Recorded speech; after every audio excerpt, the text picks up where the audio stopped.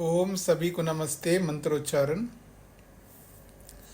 ओम सहनाववतु सहनौ भुनक्तु सह वीर्यं करवावहै तेजस्विनावधीतमस्तु मा विद्विषावहै।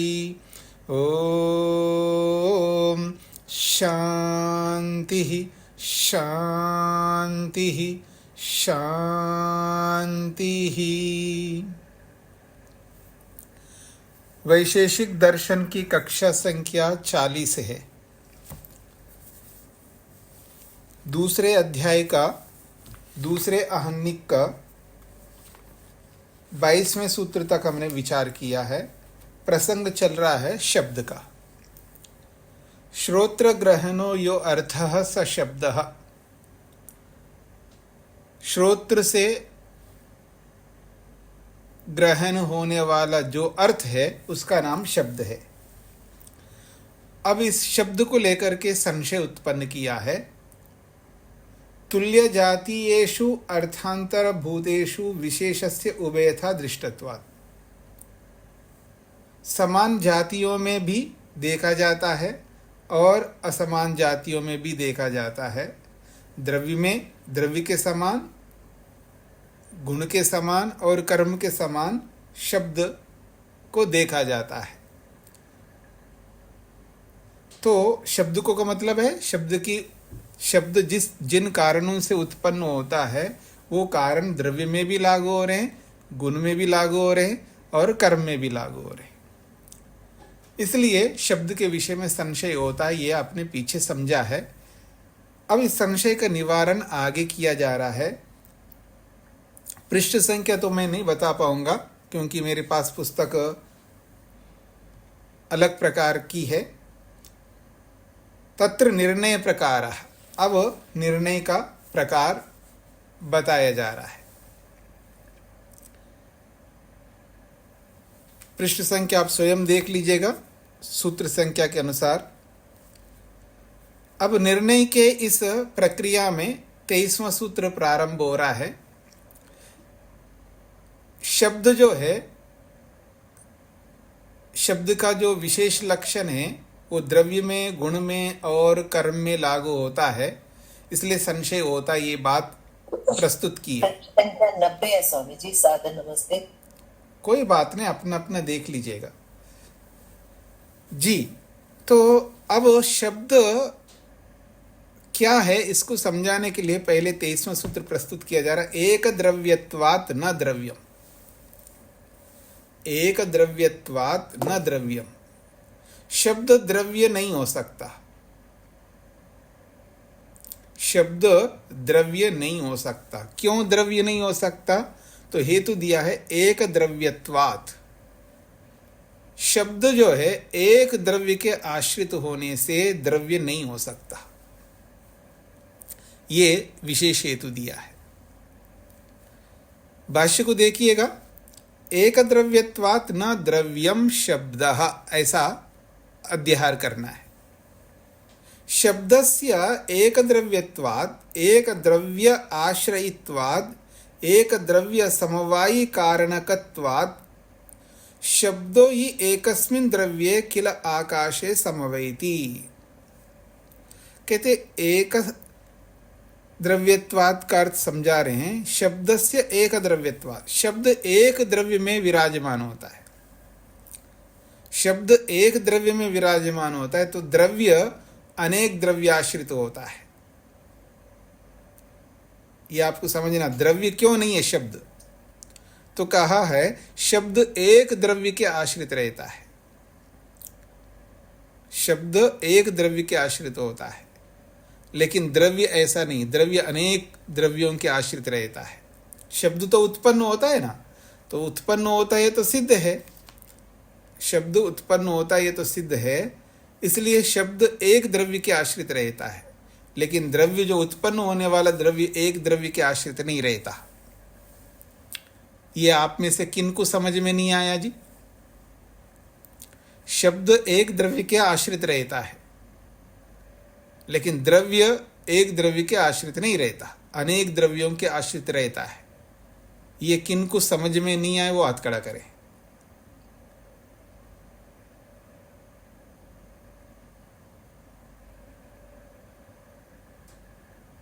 अच्छा, किसी ने हाथ नहीं खड़ा किया तो मैं ही पूछ लेता हूँ। राजगोपाल जी बताइए, क्या समझ में आया?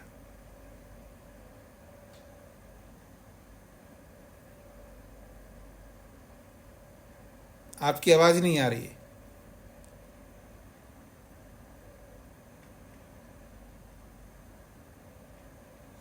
कोई बात नहीं, प्रमोद जी बताइए। नमस्ते स्वामी जी। जी, आपने ये बताया है कि जो द्रव्य होता है वो अनेक द्रव्य, जो कार्य द्रव्य बनता है वो अनेक द्रव्यों से मिलकर बनता है, और जबकि जो शब्द है वो एक ही द्रव्य में उत्पन्न होकर नष्ट हो जाता है। नहीं, मैंने ये बताया एक द्रव्य के आश्रित रहता है शब्द, और जो द्रव्य है वो अनेक द्रव्यों के आश्रित रहता है। तो आपको समझ में आ गया? ठीक है, अच्छी बात है, सभी को समझ में आ जाना चाहिए, सरल बात है। शब्दो ही एकस्मिन् द्रव्ये किल आकाशे समवेति। शब्द जो है एक द्रव्य में समवेत रहता है, एक द्रव्य में विराजमान होता है, वो है आकाश। और आकाश एक द्रव्य है, आकाश एक द्रव्य है, और शब्द एक द्रव्य के आश्रित रहता है, लेकिन द्रव्य अनेक द्रव्यों के आश्रित रहता है, एक द्रव्य के आश्रित नहीं रहता द्रव्य।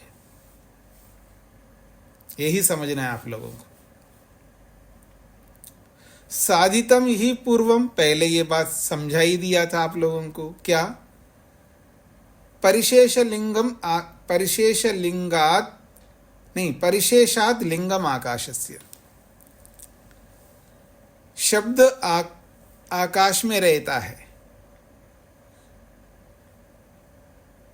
आकाश का लिंग है।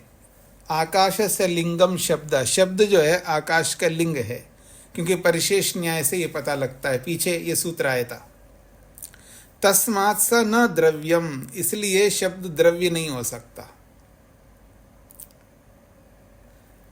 क्यों नहीं हो सकता? इसी बात को स्पष्ट किया जा रहा है। द्रव्यम कार्य द्रव्यम, यहां द्रव्य का मतलब आपको ये समझना है कार्य द्रव्य। द्रव्यम कार्य द्रव्यम, कार्य द्रव्यम न एके द्रव्ये समवेति किंतु अनेकेषु समवेति। कार्य द्रव्य एक द्रव्य में आश्रित नहीं रहता है, किंतु अनेक द्रव्यों के आश्रित रहता है। अब उदाहरण दे रहे, कैसे? यथा वस्त्रम नैकम तंतुम समवेति। वस्त्र एक ही तंतु के आश्रित नहीं रह सकता। नहीं एकस्मात् तंतोः वस्त्रम संपद्यते। वस्त्र एक ही तंतु से थोड़ा उत्पन्न हो सकता है, बहुभ्य एव संपद्यते, इसलिए बहुत सारी तंतुओं से, बहुत सारे धागों से वस्त्र उत्पन्न होता है। इसलिए वस्त्र अनेक द्रव्य के आश्रित रहता है, एक द्रव्य आश्रित वस्त्र नहीं रह सकता। कोई भी द्रव्य, कार्य द्रव्य, कोई भी कार्य द्रव्य एक द्रव्य के आश्रित नहीं रहता है, अनेक द्रव्यों के आश्रित रहता है। यदि शब्द एक द्रव्य के आश्रित रहता है तो फिर तो वो द्रव्य नहीं हो सकता, क्योंकि शब्द तो एक ही द्रव्य के आश्रित रहता है, जबकि कार्य द्रव्य अनेक द्रव्यों के आश्रित रहता है, इसलिए द्रव्य नहीं हो सकता शब्द। ये सिद्ध हो गया।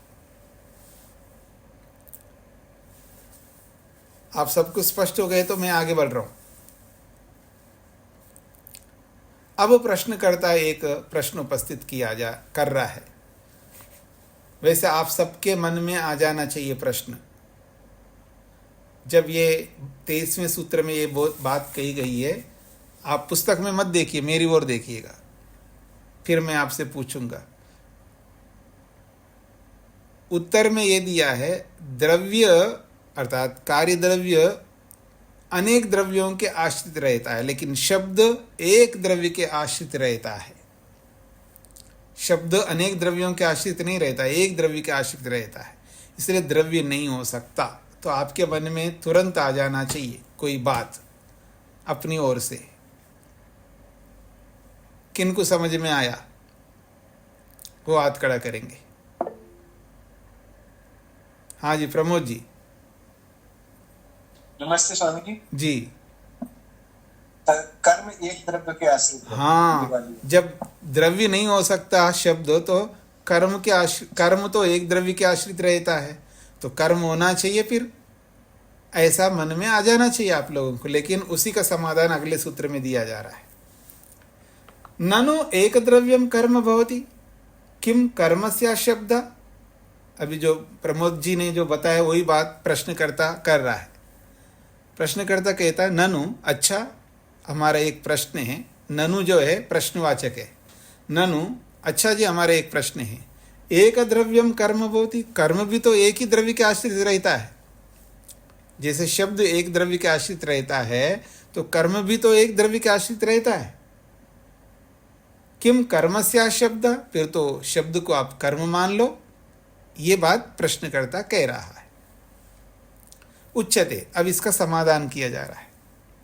न अपि कर्म अचाक्षुषत्वात् प्रत्ययस्य। बड़ा अच्छा समाधान किया है सूत्रकार ने। न अपि कर्म, कर्म नहीं हो सकता शब्द, भले कर्म एक द्रव्य के आश्रित रहता है और शब्द भी एक द्रव्य के आश्रित रहता है, फिर भी इतनी समानता से शब्द कर्म नहीं हो सकता। भले कर्म एक द्रव्य आश्रित हो, शब्द भी एक द्रव्य के आश्रित रहता है, तो एक द्रव्य आश्रित होने मात्र से आप शब्द को कर्म नहीं बोल सकते। क्यों? प्रत्ययस्य अचाक्षुषत्वात्। ये जो प्रत्यय है, प्रत्यय कहते हैं ज्ञान को। ये जो ज्ञान होता है,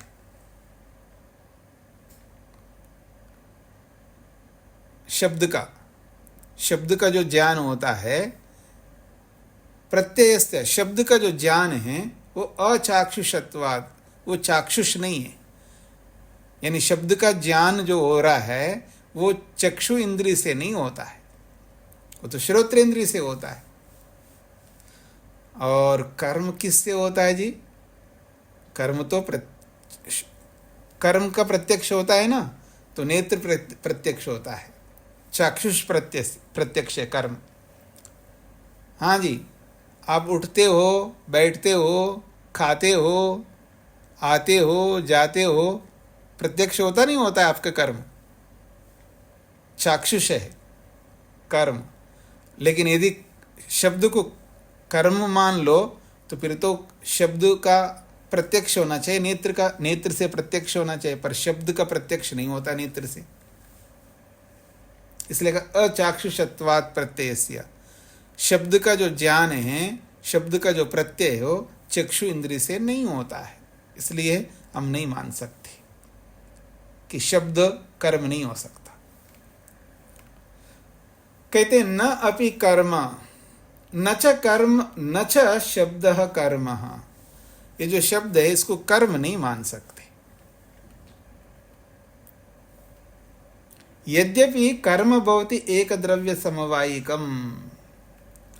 हाँ, आपकी बात सही है। यद्यपि कर्म जो है एक द्रव्य समवायिकम भवति, कर्म तो एक ही द्रव्य के आश्रित रहता है, एक द्रव्य समवायी वाला शब्द कर्म होता है। परंतु शब्द एक द्रव्य का सन अपि कर्म नास्ति। शब्द एक द्रव्य के आश्रित होता हुआ भी कर्म नहीं हो सकता। शब्द क्यों नहीं हो सकता जी? तो कह रहे हैं प्रत्ययस्य अचाक्षुषत्वात्। शब्द प्रत्ययस्य उसको बोला शब्द प्राप्ते है। शब्द का जो ज्ञान होता है वो ज्ञान अचाक्षुषत्वात्, शब्द का ज्ञान चक्षु से ना होने से। शब्द प्राप्तिस्तु श्रोत्रेंद्रिय न भवति। शब्द की प्राप्ति तो श्रोत्रेंद्रिय से होता है। उक्तम ही, जैसा कि पहले बोल ही दिया था, श्रोत्र ग्रहणो यो अर्थः स शब्दः। श्रोत्र से, कर्णेंद्रिय से जिस अर्थ का ग्रहण होता है, जिस अर्थ का कर्णेंद्रिय से ज्ञान होता है, सशब्द, वो अर्थ शब्द कहलाता है। ये पीछे कही दिया था। कर्म तो साक्षात चक्षुषा दृश्यते, कर्म तो साक्षात नेत्रेंद्रिय से प्रत्यक्ष होता है।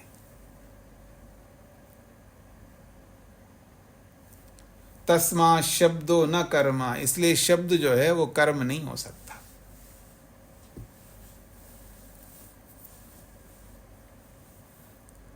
हाँ जी, यहां तक स्पष्ट हो गया जी सभी को? जहां भी समझ में नहीं आता हाथ खड़ा कर सकते हैं। अथवा सूत्र में जो अपि शब्द आया है, ये अपि शब्द जो है अपि हेतु समुच्चयार्थ, सूत्र में जो अपि शब्द है हेतु को जोड़ने के लिए है। समुच्चय कहते हैं जोड़ना, विकल्प कहते हैं, विकल्प का मतलब है ऑप्शन, ये ना हो तो वो ना हो तो ये, इसको कहते हैं विकल्प। लेकिन समुच्चय का मतलब वो भी और ये भी, ये और वो दोनों। तो अपि शब्द जो है हेतु को जोड़ने के लिए, समुच्चय के लिए का मतलब है हेतु को जोड़ने के लिए है, अर्थात एक और हेतु को जोड़ने के लिए अपि शब्द आया है। शब्द कर्म न, शब्द कर्म नहीं हो सकता। तत्प्राप्ते अचक्षुषत्वात्, शब्द की प्राप्ति चक्षु इंद्रिय से ना होने से। कर्म च चाक्षुषम, कर्म तो चाक्षुष है, नेतेंद्र से प्रत्यक्ष होता है कर्म। तथा ये जो एक और हेतु को जोड़ने के लिए बोला है ना, तथा कह करके उस और हेतु को जोड़ा जा रहा है। क्या? तद विरुद्ध धर्मकम च, वो शब्द विरुद्ध धर्म वाला है, कर्म से विरुद्ध धर्म वाला है ये शब्द। कर्म का जैसा धर्म है उससे विरुद्ध धर्म वाला है शब्द। तस्माद अचक्षुषत्वात्, इसलिए नेत्रेंद्रिय से प्रत्यक्ष न होने से, तद विरुद्ध धर्मकत्वाद अपि, अपि शब्द एक और हेतु को जोड़ रहा है, तद विरुद्ध धर्मकत्वाद, उस कर्म से विरुद्ध धर्म वाला शब्द होने से, ये दूसरा हेतु है। क्या विरुद्ध धर्म है आगे बता रहे हैं।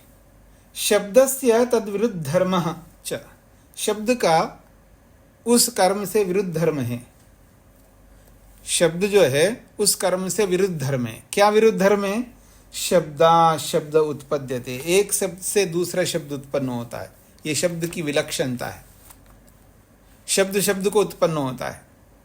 पीछे बताया था शब्द की उत्पत्ति 3 प्रकार से होती है, संयोगात, विभागात, शब्दाश्च शब्द निष्पत्ति ही। संयोग से शब्द उत्पन्न होता है, वियोग से शब्द उत्पन्न होता है, और शब्द से शब्द उत्पन्न होता है। शब्द से शब्द एक शब्द दूसरे शब्द को उत्पन्न करता है, शब्द संतति चलती है, तब जाकर के आप तक शब्द पहुंचता है। इसलिए जो शब्द आप तक पहुंचता है ना, इसलिए वो मंद पड़ जाता है। जैसे मैं यहाँ बोलूं तो मेरे कमरे से बाहर जो शब्द जाएगा वो मंद वहाँ कम सुनाई देगा और मेरे बगल में अधिक सुनाई देगा। तो शब्द से शब्द उत्पन्न होता होता उसका जो फ्रीक्वेंसी, उसका जो सामर्थ्य है, उसका बल कम होता जाता है, इसलिए अंत में जाकर के समाप्त हो जाता है। तो शब्द से शब्द शब्द को उत्पन्न करता है, ये सिद्धांत है। न्याय वैशेषिक में शब्द से शब्द की उत्पत्ति होती है और कर्म से कर्म की उत्पत्ति नहीं हो सकती, इसलिए शब्द कर्म से विरुद्ध धर्म वाला है, ये कहना चाह रहे हैं।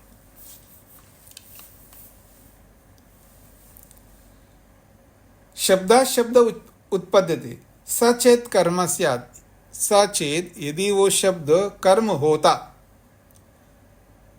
सचेत कर्म स्यात्, यदि वो शब्द कर्म होता, तदा तब तो ये नहीं बोल सकते आप क्या, कर्म कर्म साध्यम न विद्यते, कर्म कर्म को उत्पन्न नहीं कर सकता, ये सिद्धांत है। अगर शब्द भी कर्म है तो फिर तो गड़बड़ हो जाएगा। न कर्म कर्म साध्यम न विद्यते, कर्म कर्म को उत्पन्न नहीं करता, पर यहाँ शब्द शब्द को उत्पन्न करता है, इसलिए शब्द कर्म नहीं हो सकता। ये दूसरा हेतु हो गया। विरुद्ध धर्मकत्वात्, ये दूसरा हेतु हो गया।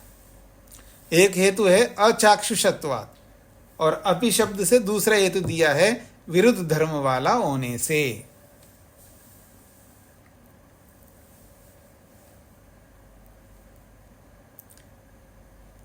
अथापि शब्द खलु संयोगजो विभागजश्च पुनः संयोग विभागजश्च कर्मजः। एक बात कहना चाह रहे हैं भाष्यकार अपनी ओर से। अथापि और एक बात कहना चाहते, क्या? शब्दः खलु संयोगजः विभागजश्च। शब्द जो है संयोग से उत्पन्न होता है, विभाग से उत्पन्न होता है। पुनः संयोग विभागश्च कर्मज, और फिर संयोग विभाग जो है कर्म से उत्पन्न होता है। कर्म से संयोग विभाग उत्पन्न होते हैं, कर्म से संयोग विभाग उत्पन्न होते हैं, सिद्ध है। और फिर संयोग विभाग से शब्द उत्पन्न होता है, ये भी अंतर है। इत्यपि वैपरीत्यम आपद्यते, इससे भी ये विपरीतता आती है। तस्मादपि शब्दो न कर्म, इसलिए शब्द कर्म नहीं हो सकता। अतः परिशेषा शब्दो गुणो अस्ति इति। अब परिशेष न्याय से शब्द गुण है, ये सिद्ध होता है।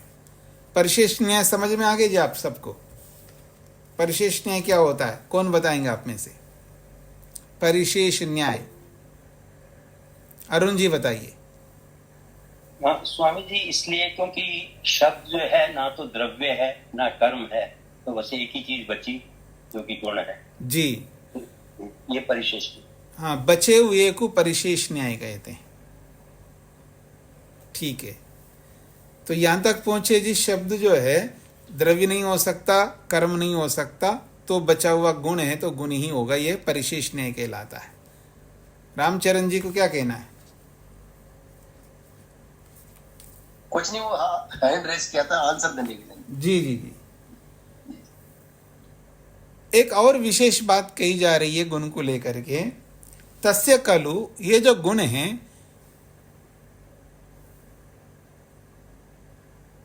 गुण जो है वैसे लंबे काल तक रहने वाले होते गुण, लेकिन ये ऐसा गुण है ये लंबे काल तक नहीं रह सकता, और गुणों के समान नहीं रह सकता। ये गुण शब्द, ये कर्म के समान शीघ्र नष्ट होने वाला है शब्द। जैसे कर्म क्षणिक होता है कर्म, ऐसे शब्द भी क्षणिक है। और कौन सा गुण होता है जी क्षणिक, कौन बताएंगे आप? देखते हैं आपकी परीक्षा बीच बीच में करूँ ना मैं। जैसे कर्म क्षणिक होता है, ऐसे शब्द भी क्षणिक होता है, शीघ्र नष्ट होता है। और ऐसा कौन सा गुण है जो शीघ्र नष्ट होता है? आप में से कौन बताएंगे? एक ही हाथ खड़ा है, ये तो बहुत सरल बात है। इसलिए सभी गुणों को समझना पड़ेगा। आप लोगों ने सब गुणों को पढ़ लिया था पीछे। शब्द क्षणिक होता है, कर्म भी क्षणिक होता है, लेकिन और कौन सा ऐसा गुण है जो क्षणिक होता है?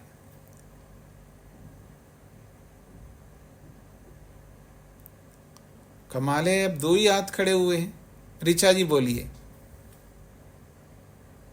जी स्वामी जी, संयोग और विभाग ये भी क्षणिक होते हैं। गलत उत्तर है जी। यावत द्रव्य भावी होता है संयोग विभाग। जब तक कपड़ा रहेगा तब तक संयोग रहेगा। संयोग हटता तो कपड़ा कहाँ से रहेगा? विभाग भी ऐसा ही होता है। उमा जी बताइए। स्वामी जी, वेग वेग वेग को, वेग जो है, वेग तो थोड़ा सा लंबा रहता है। जैसे क्षणिक है कर्म, जैसे शब्द क्षणिक है, ऐसा ही और भी गुण हैं। तो आपको बताना होगा, आप कैसे भूल सकते हैं? इतने लोग कोई खड़ा नहीं कर रहे हैं आज। शांति जी बताइए। संस्कार गुण। हाँ जी, संस्कार संस्कार स्वामी जी। संस्कार, अरे कितने संस्कार भरे हुए हैं आपके मन में। सुभाष जी बताइए। नहीं, अब तुक मत लगाइए। शांति जी रहने दीजिए, माइक बंद करके रखिएगा। हाँ जी, सुभाष जी क्या कह रहे हैं? स्वामी जी गंध होता है ना, गंध गुण, तो वो क्षणिक ही होता है स्वामी जी। अरे नहीं, आप लोग, अच्छा, आर्या जी बोलिए। ओम नमस्ते स्वामी जी। बुद्धि ज्ञान। हाँ, ये कैसे बोल रहे हैं आप लोग? ये तो बड़ा ज्ञान तो बहुत प्रसिद्ध है, आप लोगों को कितने बार सुना होगा आपने, ज्ञान क्षणिक होता है।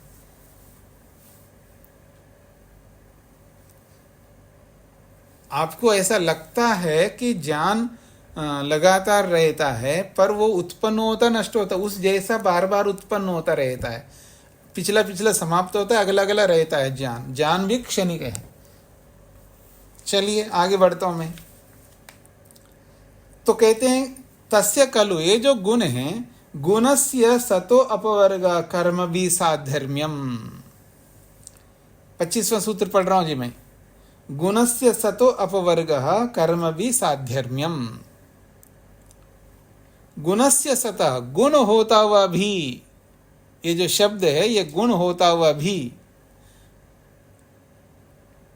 अपवर्ग, अपवर्ग कहते हैं विनाश, शीघ्र समाप्त होने वाला। अपवर्ग के अलग अलग अर्थ होते हैं जी, कभी ऐसा न मत समझना कि मुक्ति को भी अपवर्ग कहते हैं, पर वो तो बहुत लंबे काल तक रहता है। पर यहाँ अपवर्ग का अर्थ है समाप्ति, विनाश, विनाश को भी अपवर्ग कहते हैं। पर मुक्ति को भी अपवर्ग भी इसलिए कहते हैं, वो भी विनाश होता है। दुख का विनाश होना ही अपवर्ग है, याद रखना, दुख का नाश होना ही अपवर्ग है। तो गुणस्य सतः, शब्द गुण होता हुआ भी, अपवर्ग उसका विनाश होता है, और उसका विनाश कर्म भी साधर्म्यम, कर्मों के साथ समानता है। शब्द की समानता है कर्मों के समान, कर्म के समान शब्द भी होता है। जैसे कर्म का शीघ्र अपवर्ग होता है, ऐसे शब्द का भी शीघ्र अपवर्ग होता है, अर्थात शीघ्र नाश होता है। गुणस्य सतः अपवर्ग, शब्दो गुणो अस्ति इति सिद्धम, शब्द गुण है ये तो सिद्ध कर दिया है अभी। तथापि फिर भी, गुण होता हुआ भी, तस्य यो अपवर्ग, उस गुण का जो अपवर्ग है, अर्थात आशु विनाशा, शीघ्र विनाश होना है, अथवा यूं भी कह सकते सद्यो विनाशा इति वृत्तम। शब्द जो है सद्य विनाशा, शीघ्र नष्ट होता है। आशु विनाशा कहो, सद्य विनाशा कहो, एक ही बात है, अर्थात शीघ्र नष्ट होने वाला शब्द होता है। कर्म भी साध्यर्मम, कर्म भी सह साध्यर्मम अस्ति, ये शब्द का जो धर्म है वो कर्मों के साथ समानता रखता है। शब्दों अन्य गुण सदृश स्थायी ना, शब्द दूसरे गुणों के समान स्थायी नहीं होता है।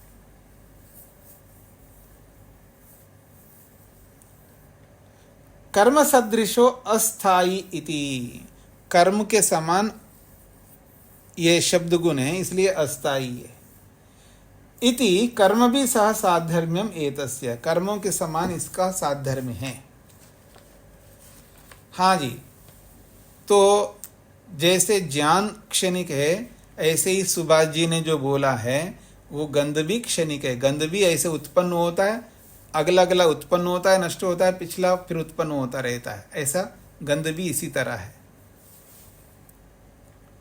फूल के अंदर जो गंध आ रही होती है ना, उत्पन्न होता है, समाप्त होता जाता है, उत्पन्न होता है, समाप्त होता जाता है। ऐसे ज्ञान भी उत्पन्न होता है, समाप्त होता जाता है। एक जैसे ज्ञान उत्पन्न होता रहता है, पिछला पिछला आता रहता है, यानी अगला अगला आता रहता है, पिछला पिछला समाप्त होता रहता है।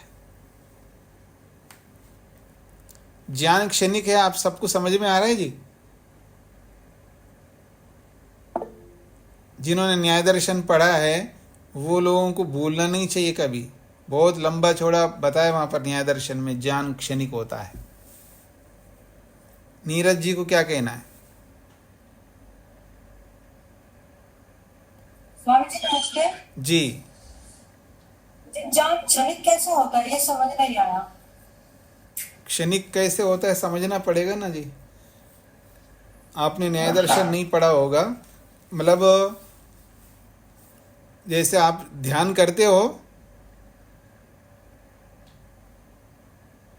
नीरज जी, ध्यान करते हो? जी। हाँ, ध्यान करते हो तो ध्यान की परिभाषा क्या है, बता सकते हो? अपनी हाड़ की वृत्तियों को रोक देना। नहीं नहीं, ध्यान की परिभाषा पूछा मैंने। एक एक उसमें एक ही विषय में ध्यान लगाना। देखिएगा, जब ध्यान करने वाले हैं, अब ध्यान की परिभाषा पता ना हो तो अब ध्यान कैसे करेंगे जी?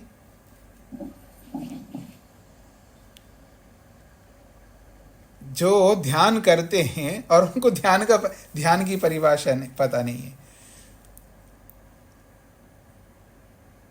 उमा जी बताइए।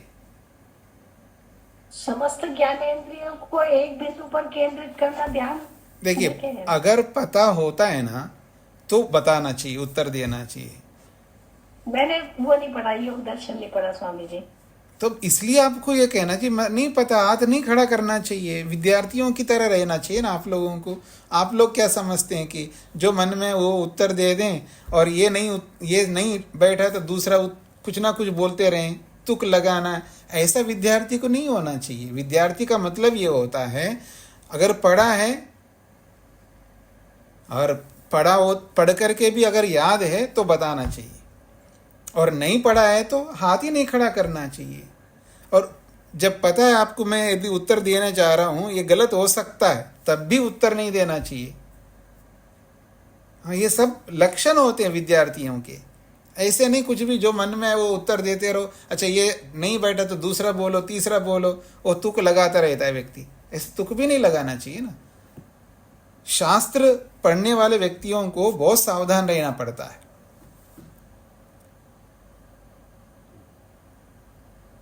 जी, अभी तो बहुत सारे लोग हाथ खड़ा किए हैं, मैं जानता हूं। जिन्होंने हाथ खड़ा किया उनको पता है, इसलिए मैं उनसे क्या पूछूं।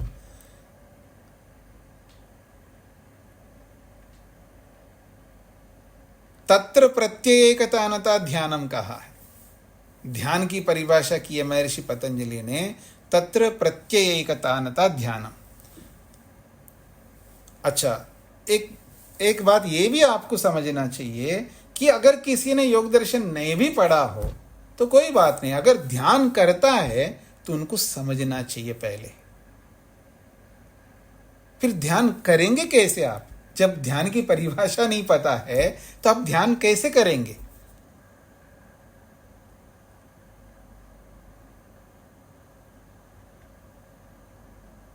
कोई कहे जी मैं सॉफ्टवेयर का काम कर रहा हूं, तो सॉफ्टवेयर किसे कहते हैं पता नहीं, फिर सॉफ्टवेयर का क्या काम कर रहा है व्यक्ति?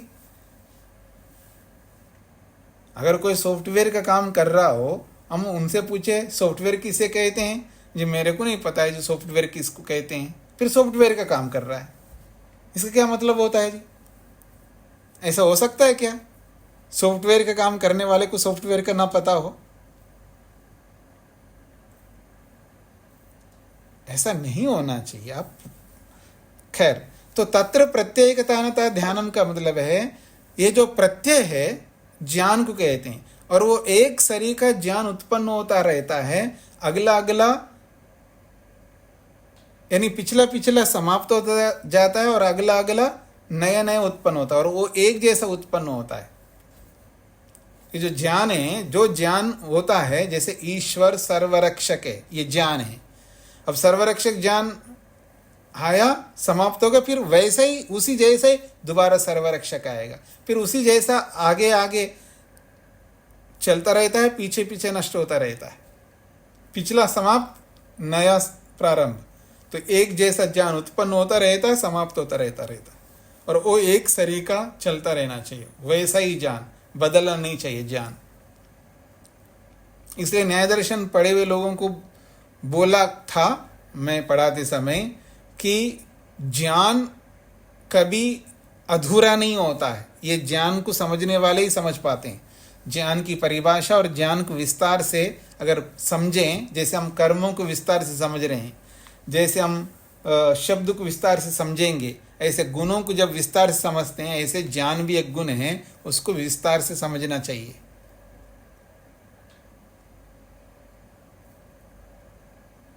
तो ज्ञान जो है ये परिपूर्ण होता। कभी ज्ञान मेरा अधूरा ज्ञान है, ये तो भाषा में मोटे तौर पर बोलते मेरा अधूरा ज्ञान है। कोई ज्ञान अधूरा नहीं होता है, हर ज्ञान परिपूर्ण होता है, हर ज्ञान परिपूर्ण होता है। इसको विस्तार से समझेंगे तभी आपको पकड़ में आएगा।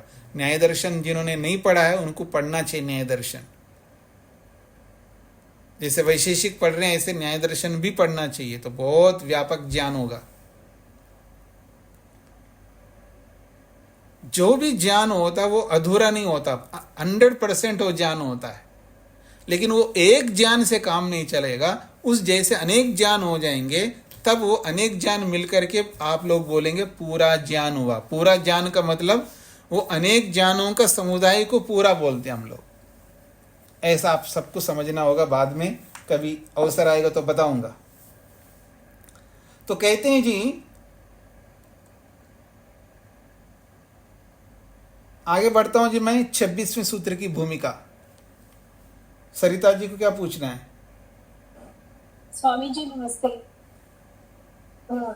ये जो ज्ञान है आपने बताया पिछले वाला नष्ट होता रहता है और आगे वाला ऐड होता रहता है, नहीं आगे वाला बनता रहता है जी।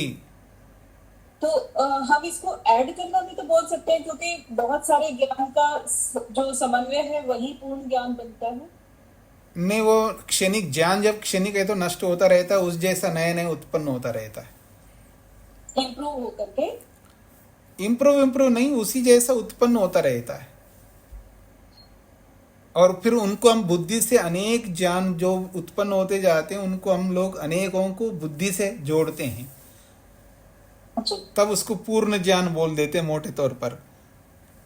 जी आगे बढ़ रहा हूं जी मैं। शब्दस्य अपवर्ग आशु विनाश उच्यते स कथम गुणस्य तु रूपादिवत् यावत् द्रव्य भावित्वाद विनाशेन न भवितव्यम स्थिरत्वेनैव भाव्यम अत्र उच्यते। प्रश्न करता एक प्रश्न कर रहा है जी। शब्द से अपवर्ग, शब्द का विनाश होता है। आशु विनाश उच्यते, शब्द शीघ्र नष्ट होता है ऐसा आप कहते हो। स कथम गुणस्य तु रूपादिवत् यावत् द्रव्य भावित्वाद। स शब्द, वो जो शब्द है, गुणस्य सतः, गुण होता हुआ भी, रूपादिवत, रूप के समान, रूपादि मतलब रूप रस आदि गुणों के समान, यावत द्रव्य भावित्वात्, जब तक द्रव्य रहता है तब तक विनाशेन न भवितव्यम, तब तक विनाश नहीं होना चाहिए। जब तक द्रव्य है तब तक उसका गुण होना चाहिए। जैसे बाकी, जैसे रूप गुण है, जब तक द्रव्य रहता तब तक रूप गुण रहता है, जब तक द्रव्य रहता तब तक बाकी गुण रहते हैं, रूप रस आदि गुण रहते हैं, गंध गुण भी रहता है। पर शब्द जो है उत्पन्न होता समाप्त होता है, द्रव्य बना रहता है, लेकिन शब्द तो गुण है, उत्पन्न होकर के नष्ट हो गया। जब द्रव्य जब तक रहेगा तब तक शब्द भी रहना चाहिए, जैसे रूप रहता है। ये प्रश्नकर्ता का प्रश्न है, इसलिए कहते हैं स्थिरत्वेनैव भाव्यम, शब्द को तो स्थिर होना चाहिए, उसको शीघ्र विनाशकारी, विनाश होता है नष्ट होता है ऐसा कैसे कह सकते हो? तो उत्तर दे रहे हैं अत्र उच्यते सतो लिंग अभावात्। सतो लिंग अभावात्, शब्द सतः, शब्द होता हुआ, यानी शब्द बिना नष्ट हुए रहता है ऐसा अगर मानेंगे तो लिंग अभावात्, शब्द के होने का कोई तो लिंग होना चाहिए ना। शब्द है, नष्ट नहीं होता है। हाँ, सब लोग ध्यान दीजिएगा, आप लोगों के अंदर भी एक भ्रांति है जी। हाँ जी, सुना है कि महाभारत काल के शब्द, महाभारत युद्ध में जो दुर्योधन ने जो शब्द बोले थे और भीम ने जो बोले थे, अर्जुन ने जो बोला था, संवाद किया था, भीष्म ने जो संवाद किया था, द्रोणाचार्य ने जो संवाद किया था, महाभारत काल के शब्द भी, रामायण काल के शब्द भी आकाश में हैं, लोग खोज करते हैं, वो शब्द भी पकड़ लेंगे आज, ऐसा बोलते रहते।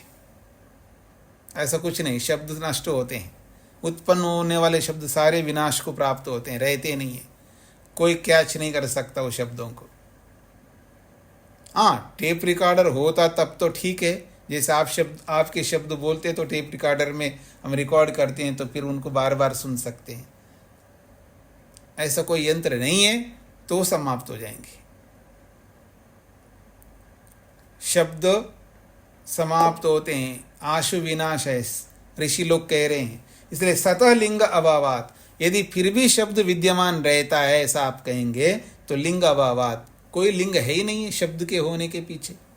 क्योंकि अगर कोई वस्तु होती है तो उसका लिंग, उसका लक्षण होता है, उसकी विद्यमानता को बताने वाला कोई ना कोई लिंग चिन्ह होना चाहिए ना।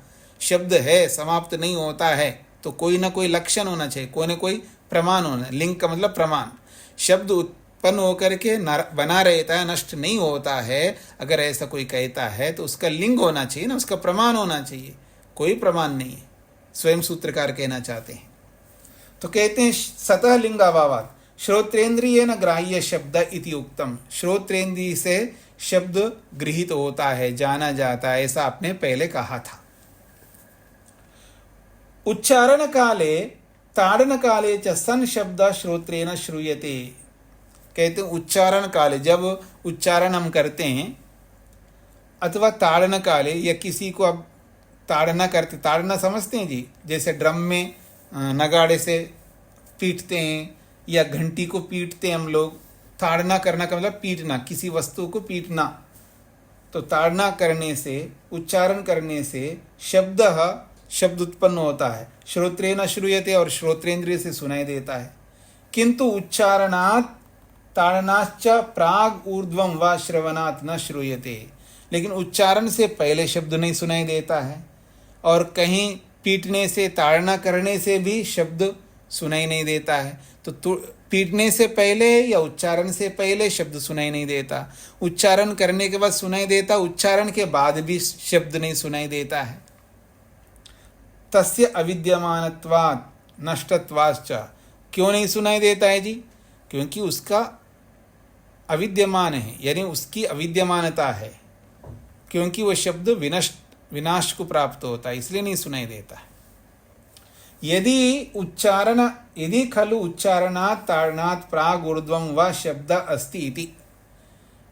यदि उच्चारण से प्राग पहले, ताड़नात् प्राग ताड़ना करने से, पीटने से पहले, अथवा ऊर्ध्वं च उच्चारण के बाद अथवा पीटने के बाद शब्द नहीं रहता है, तो शब्द अस्ति इति, यदि शब्द विद्यमान रहता है, यदि फिर भी कोई कहता है तस्य सतो विद्यमानस्य लिंगम लिंगते येन तत् प्रमाणम श्रोत्र गोचरत्वं भवेत्।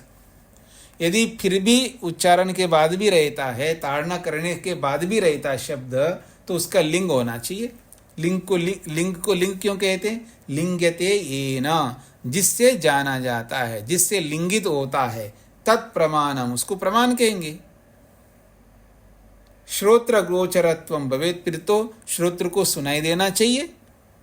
जैसे रूप नेत्र गोचर है, रूप नेत्र गोचर है ना जी, नेत्र से दिखाई देता रहता है, जब तक द्रव्य रहता है तब तक रूप दिखाई देता है, जब तक द्रव्य रहता है जब तक रस दिखाई देता है, जब तक गंध रहती है तब तक गंध दिखाई देती है। उन्हीं के समान शब्द भी उच्चारण से पहले भी विद्यमान दिखना चाहिए, अनुभव होना चाहिए श्रोत्रेंद्रिय से, और उच्चारण के बाद भी श्रोत्रेंद्रिय से अनुभव होना चाहिए।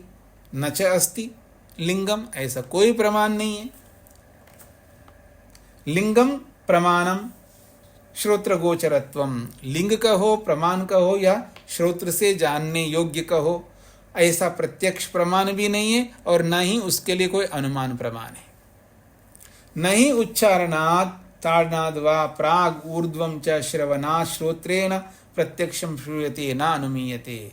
उच्चारण से पहले, ताड़ना करने से पहले, या ताड़ना या उच्चारण के बाद में, श्रवण करने के बाद, श्रोत्रेण प्रत्यक्षं श्रूयते, श्रोत्रेंद्रिय से प्रत्यक्ष सुनाई देना चाहिए, पर नहीं सुनाई देता, न सुनाई देता है, और न ही अनुमीयते, न ही बाद में अनुमान से जाना जाता है।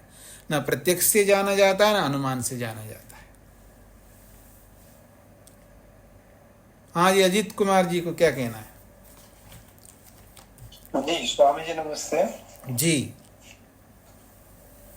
शब्द उत्पत्ति के बारे में थी, पीछे भी एक बार अपना न्याय दर्शन में चला था, जैसे शब्द जो भी हम टेलीफोन मोबाइल पे बात करते हैं वो स्थानांतरित होते जाता है, तो इसको उसमें समझेंगे स्वामी जी जब शब्द नष्ट हो जाते हैं तुरंत? ऐसा है कि जब हम शब्द बोलते हैं तो टेलीफोन के माध्यम से उसको शब्द को उसी तरह ना रख करके वो उसको कन्वर्ट करता है, वेव्स के रूप में कन्वर्ट करता है, फिर वो ले जाता है, सुनाई देता। और उसका भी अपना एक टाइम होता है, लगातार सुनाई नहीं देता है, सुनाई देने के बाद फिर समाप्त हो जाता है, वह रहता नहीं है। चाहे तार के माध्यम से सुनो चाहे बिना तार के सुनो, एक सीमा तक ही सुनाई देता है, उसके बाद सुनाई नहीं देता है। जैसे मैंने बोला ओम, तो आपको सुनाई दिया जी, अब नहीं सुनाई दे रहा। अब उसको मैं टेलीफोन के माध्यम से बोलूंगा, एक बार बोलूंगा तो वो उसको कन्वर्ट करके आप तक ले जाके सुनाई देगा, उसके बाद समाप्त हो जाता है, फिर नहीं रहता है। हम बस साइंस में बच्चों को यही पढ़ते पढ़ाते आए हैं कि sound is a form of energy, ऊर्जा का एक रूप है साउंड, ध्वनि। हाँ, तो और ऊर्जा कभी नष्ट नहीं होता, इसलिए ध्वनि कभी नष्ट नहीं होती। बस ये दिमाग में कंफ्यूजन पैदा करता है जो यहाँ पढ़ते हैं। नहीं, देखिए बच्चों को पढ़ा कंट्रडिक्शन हो जा रहा है जी। ऐसा कि ऊर्जा एक अलग चीज है, उस तरह की ऊर्जा नहीं है। जैसे ज्ञान एक ऊर्जा है, अथवा यूं कहिएगा जैसे मान लीजिए कोई द्रव्य है और उसकी जो शक्तियां हैं वो उसको ऊर्जा के रूप में आप बोल सकते हो, तो वो नष्ट नहीं होता, क्योंकि वो यावत द्रव्य भावी होते हैं वो बाकी गुण। लेकिन सारे गुण ऐसा नहीं होते, तो उनमें से एक शब्द गुण भी ऐसा है कि जो कि उस तरह का ऊर्जा होते हुए भी उस तरह का नहीं है, जल्दी समाप्त होने वाला ऊर्जा है, ऐसा समझ सकते हैं आप जी। जी जी, यहाँ तो क्या है, विज्ञान का तो अपना प्रयोग है, ये तो अनुभूति हाँ, तो विषय है। वो तो विज्ञान तो यूं बोल तो दिया, लेकिन उसको दिखा तो नहीं सकता है ना बाद में। केवल बोलने से काम नहीं चलना, अगर नहीं नष्ट नहीं होता तो दिखाना चाहिए उन शब्दों को, दिखाता नहीं है। वो उनका कहना है कि हमारे पास वो यंत्र नहीं है, जैसे डायोड और ट्रायोड बॉम्ब बनाते हैं, जिसके कारण से रेडियो हमारी ध्वनियों को कैच कर लेती है। आज जो हम बोलते हैं उनका मानना है कि आज की ध्वनि ऊपर चली गई, कल की ध्वनि ऊपर चली गई, आज की निचले लेवल पे है, तो आज वाली कैच करना आसान है। कल परसों या जो वर्षों पहले ध्वनि उत्पन्न हुई वो ब्रह्मांड में सब पड़े हुए, विज्ञान ये मानता है। नहीं, मानने से काम नहीं चलेगा, तो उनको दिखाना चाहिए ना, केवल मानने से काम नहीं। देखो मैं भी कुछ भी मानता हूँ, जैसे मेरी बात आप नहीं मानते बिना प्रमाण के, तो फिर विज्ञान की बात भी हम नहीं मान सकते बिना प्रमाण के। अगर है तो आप दिखाइएगा ना। अब अगर केवल इतना बोलने से थोड़ा काम चलेगा जी, हमारे पास यंत्र नहीं इसलिए हम दिखा नहीं सकते, तो हम लोग भी बोलेंगे। संधान कर रहे हैं, इस पर रिसर्च कर रहे हैं, और कभी ऐसा समय आएगा कि हम उन साउंड को पकड़ लेंगे। हाँ, तो जब पकड़ लेंगे तब बात कर लेंगे ना, जब पकड़ लेंगे तब बात कर लेंगे। हम भी बोलेंगे कि ये होता है, तो फिर हमारी बात क्यों नहीं मानते वो लोग? ये बात नहीं पढ़ाते हमें तो ये पढ़ाया जाता है। नहीं, जो देखिए मैं मना नहीं कर रहा हूँ आपको, जो पढ़ाया जाए आप क्यों पढ़ा रहे ये नहीं बोल रहे, हम केवल इतना ही कहना चाह रहे हैं। जैसे आप लोग मतलब साइंस वाले ये कहते हैं वो है, लेकिन हमारे पास यंत्र नहीं, हम पकड़ा नहीं सकते, तो हम लोग भगवान हैं लेकिन दिखाओ बोलते, हम नहीं दिखा सकते, हमारे पास ऐसे यंत्र नहीं है, फिर भी वो नहीं मानते हमारी बात को। एक पक्ष को क्यों हम ले, आपके पक्ष हम माने और हमारे पक्ष को ना माने, ऐसा तो नहीं हो सकता है ना। हमारे पास भी यंत्र नहीं है जी, हम भी खोज रहे हैं हमको दिखा सके आपको ऐसा, तो जब आप दिखा देंगे तब तक हम भी खोज करके हम भी शायद दिखा लें, ऐसा हम कह सकते हैं। तो हम लोग झूठे वादा नहीं करते, वैसे हम कभी नहीं दिखा सकते किसी को। कई जगह ऐसी बातें जहाँ आती है ना, वो मौन हो जाते हैं और उसको ढक देते हैं बड़ी चालाकी से, ताकि हम लोगों को पकड़ में भी नहीं आती वो बातें। वो शुरू कर देंगे वहीं से, और वहीं से बताना शुरू करेंगे, उसके पीछे वाली बात नहीं बताती विज्ञान में। जहाँ हम यहाँ गहराई से पढ़ते हैं वो बातें उनके पास नहीं मिलती। कोई बात नहीं, चलिए आगे बढ़ता हूँ जी मैं। जी धन्यवाद सर। नित्य वैधर्म्यात्, 27वां सूत्र है नित्य वैधर्म्यात्।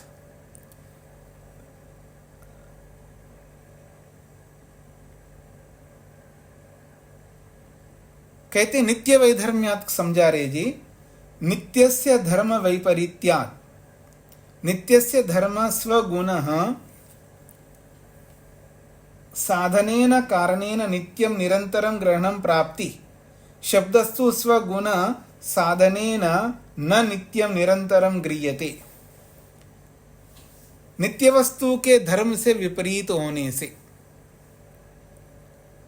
नित्यस्य धर्म वैपरीत्य मतलब है नित्य वस्तु के धर्म से विपरीत धर्म वाला होने से। शब्द नित्यस्य धर्म, नित्य का जो धर्म होता है, स्वग्रहण साधकेन करणेन नित्यं निरंतरम ग्रहणं प्राप्ति।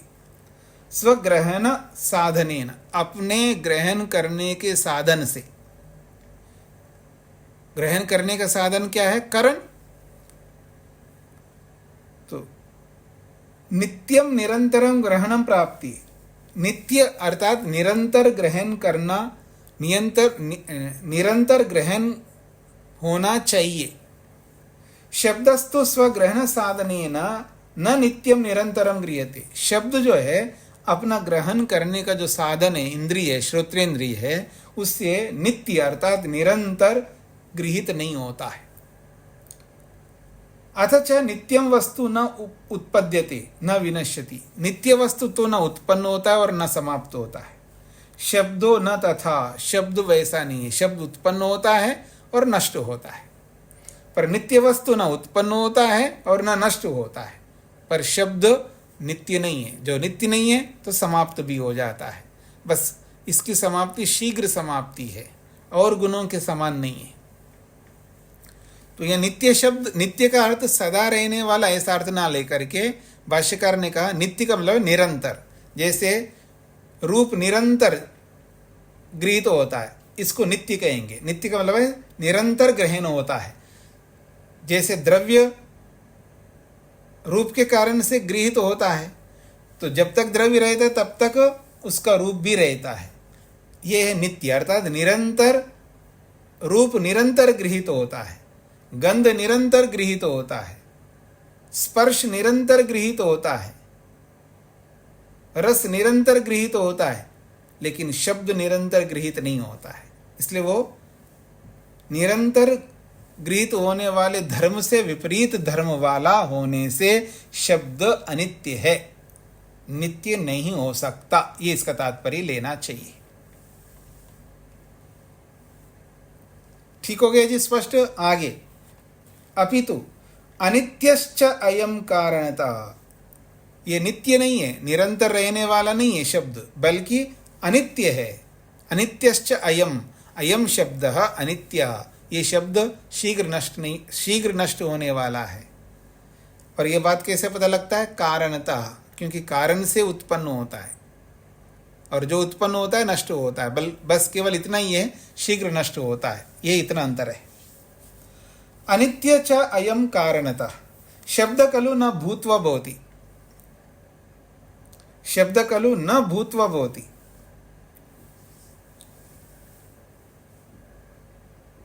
शब्द खलु भूत्वा न भवति, ऐसा इसका अर्थ होगा। शब्द जो है हो करके बाद में नहीं रहता है। शब्द खलु भूत्वा न भवति, शब्द उत्पन्न होकर के बाद में नहीं रहता है। यो ही नित्यो भवति न तथा भवति, और जो नित्य होता है वो ऐसा शब्द की तरह नहीं होता है। शब्द होकर के फिर समाप्त होता है, ऐसे नित्य जो है, कोई नित्य वस्तु है वो होकर के नहीं रहता, ऐसा नहीं होता। हो अगर है तो नित्य वैसा ही बना रहेगा, निरंतर बना रहेगा। सतु सर्वदा भवति ही, जो नित्य होता है वो हमेशा रहता है। शब्दो भूत्वा पूर्वतो न भवन पश्चात भवति, शब्द जो है होकर के इसलिए बोला जाता है कि पूर्वतो न भवन, पहले से ना होता हुआ, पश्चात भवति, बाद में होता है, अर्थात उत्पन्न होकर के फिर आता है। उत्पन्न होने से पहले नहीं होता है, उत्पन्न होकर के ही आता है। इसलिए उसको बोला है शब्दो भूत्वा पूर्वतो न भवन। भूत्वा का मतलब है पहले से ना होकर के पश्चात भवति, बाद में आता है, अर्थात उत्पन्न होता है। कारणतश्च खलु, और किसी कारण से उत्पन्न होता है शब्द। और कौन सा कारण है शब्द को उत्पन्न करने का? बहुत सारे कारण है, उसमें से दो कारण बता रहे हैं। उच्चारणात्, उच्चारण से शब्द उत्पन्न होता है, और भेरी दंडा, दंडादि ताड़नात्, भेरी नगाड़ा को जब बजाते हैं ना, जो नगाड़े पर एक बड़ा डंडा होता है गोल सा, उसको ताड़ना करते, उस पर चोट लगाते हैं, तो भेरी दंड के ताड़न से भी शब्द उत्पन्न होता है। या यूं पर आप कह दीजिएगा, जब बेल बजाया जाता है स्कूलों में, घंटी बजाते हैं, तो एक उस घंटी को उसके लिए एक अलग डंडा रहता है, उससे पीटते हैं उसको, तब जाकर के आवाज आती है, उसको पीटने को ताड़ना कहते हैं। तो एक तो उच्चारण से शब्द उत्पन्न होता है, ये बेरी आदि नगाड़े आदि के ऊपर जब ताड़ना करते हैं तो शब्द उत्पन्न होता है। तस्मा शब्दों न पूर्व तो विद्यमान अस्ति, इसलिए शब्द पहले से विद्यमान नहीं है। किंतु सातु अनित्यः, वो शब्द तो अनित्य है, जल्द समाप्त होने वाला है, ये इसका तात्पर्य है। हाँ जी, और किसी कुछ कहना है जी, कोई बात पूछनी है?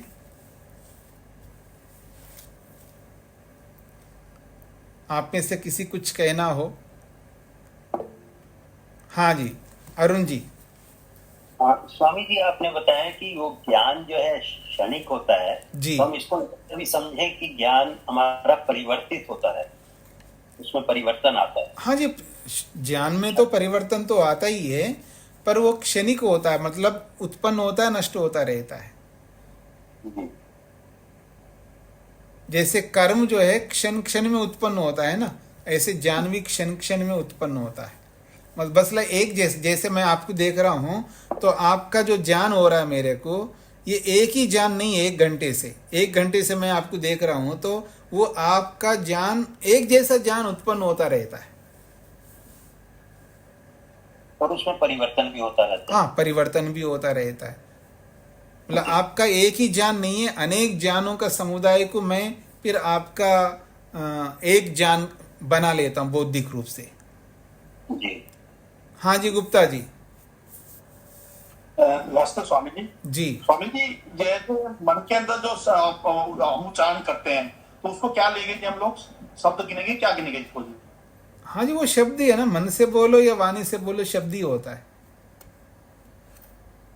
वो तो मन ही मन उच्चारण कर रहे हैं हम लोग। हाँ जी, मन से उच्चारण करो, वाणी से उच्चारण करो, उपांशु उच्चारण करो, शब्द ही है। ठीक है शेखर जी। प्रणाम स्वामी जी। जी। स्वामी, हम गंध को क्षणिक कैसे कह सकते हैं, रूप को क्षणिक को क्यों नहीं कह सकते? ऐसा है कि रूप तो लगातार बना रहता है, रूप तो है वहाँ लगातार बना रहता है, पर गंध जो है वो उसके जो छोटे छोटे टुकड़े होते हैं वो सूक्ष्म होते हैं, वो उड़ते जाते हैं, समाप्त होते जाते हैं, नष्ट होते रहते हैं। जैसे कोई वस्तु ऐसी है, जैसे इत्र है, ऐसा कुछ है, तो वो मान लीजिए हवा में रख दो, वो पूरा उड़ जाता, फिर वो गंध आने ही समाप्त हो जाएगा वहां पर। तो स्वामी जी, हमारा रूप भी तो ज्ञान की तरह क्षणिक नहीं, कैसे हम कह सकते हैं कि क्षणिक नहीं है ज्ञान की तरह? नहीं, ये तो बना रहता है, रूप तो प्रत्यक्ष है ना, ये बना रहता है, ये क्षणिक नहीं है। पर ज्ञान क्षणिक है, ज्ञान उत्पन्न होता है, समाप्त हो जाता है, उत्पन्न होता है, समाप्त, लेकिन ये रूप जो है ऐसे स्टिल विद्यमान रहता है ना। मतलब ज्ञान हम समझ सकते हैं, क्षण क्षण में उसका संस्कार पड़ता रहता है, वैसा हमारी याददाश्त में संस्कार बनते रहते हैं, ज्ञान का क्षणिक है। हाँ जी। तो नहीं, मतलब इसी तरह मैं देखता हूँ कि रूप के भी तो अपने संस्कार बन सकते हैं। नहीं, संस्कार तो सभी के बनते हैं। हाँ, क्षण क्षण के मैं कह रहा हूँ। नहीं, क्षण क्षण के रूप के संस्कार पड़ेंगे, लेकिन वस्तु के अंदर जो रूप है वो बना रहता है। वो क्योंकि हाँ, वस्तु के अंदर जो रूप है वो बना रहता है, फिर उस रूप का ज्ञान हो रहा है, रूप का भी क्षणिक क्षण क्षण का ज्ञान हो रहा है, वो अलग चीज है। जी जी जी जी स्वामी जी, धन्यवाद। हाँ जी, गुप्ता जी। अच्छा, तो ठीक है, इसको यहीं पर विराम देते हैं जी, फिर मिलते हैं कल। ओम शांति शांति शांति ही। सभी को नमस्ते।